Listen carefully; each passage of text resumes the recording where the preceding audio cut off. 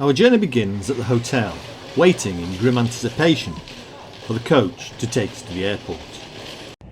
We go up the hill to the place where you probably got your first proper glimpse of Sorrento on the way in.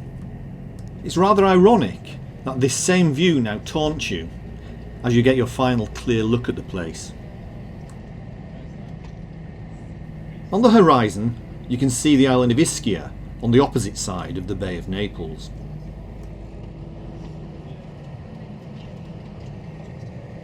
Just below us, you get a glimpse of the beach area of Lido Metamare that juts out into the water. A bit further into the distance, beyond the first headland, you can see Marina di Cassano at the foot of the cliffs below Piano di Sorrento. While it's always nice to go home, it's not always nice to leave, especially when you're leaving a place as fantastic as Sorrento. I suppose it was this emotion that inspired the famous song Torna a Surriento. Of course, leaving often coincides with the desire to return. The song is all about going back to Sorrento. As we move on, in the distance, you can see the magical island of Capri begin to emerge from beyond the far headland. We'll see the fully emerged island of Capri, along with a more distant view of the Sorrentine Peninsula later on in our journey to the airport. We'll see both after that, but from the air towards the end of this film. A while after we lose sight of Sorrento, we see the concrete bridge that carries the Circumvesuvia rail line that runs from Sorrento to Naples. We then enter the first of the road tunnels. We emerge from the final tunnel near Castelmare di Stabia. The Roman natural philosopher Pliny the Elder died near here at Stabia during the events around the famous eruption of Vesuvius in 79 AD while he tried to rescue a friend. The type of eruption that destroyed Pompeii is now known as a Plinian eruption in his honour.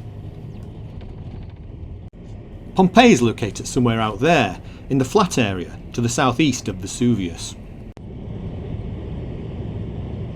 We're now on the motorway. You might have caught a glimpse of Pompeii on the right if you were sitting on the right hand side of the coach, which of course I wasn't. In the distance you can see the coastline of the Sorrentine Peninsula, though you can't really make out much detail of any specific places.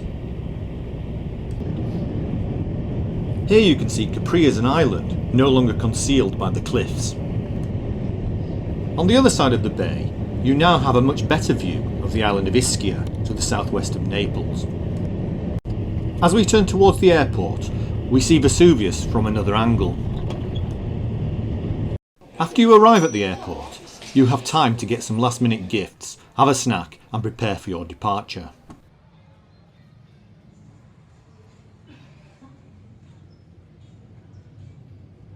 In Italy, they seem to use buses to get you to the plane, rather than getting on directly via a jet bridge attached to the terminal building.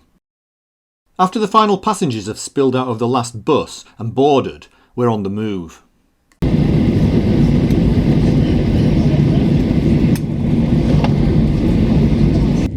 Before long, we're beginning to rise above the city of Naples, and the clear outline of the Sorrentine Peninsula comes into view in the distance as it points towards Capri. Here we can see the skyscrapers of the Centro Direzionale, the business district of Naples, that was completed in the 1990s. Naples, in fact, led the way in this type of development within Italy. Right next to the business district, you can see the central railway station of Naples, which in turn is close to the port of Naples. As the flight continues, you get your last good view of Mount Vesuivius that dominates the entire area.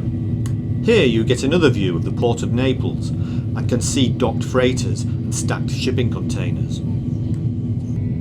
As the coast begins to disappear behind us, people begin to think about their in-flight meals and their return to real life when they get home. Hopefully, their memories of Sorrento will sustain them until they get the opportunity to return once again.